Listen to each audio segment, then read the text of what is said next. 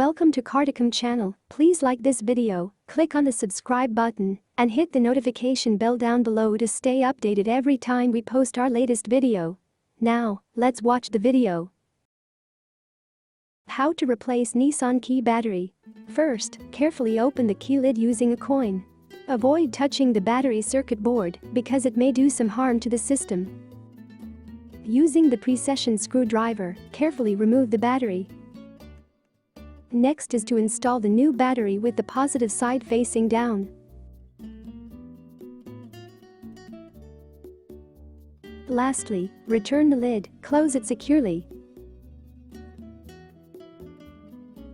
Thank you for watching Cartechhome channel.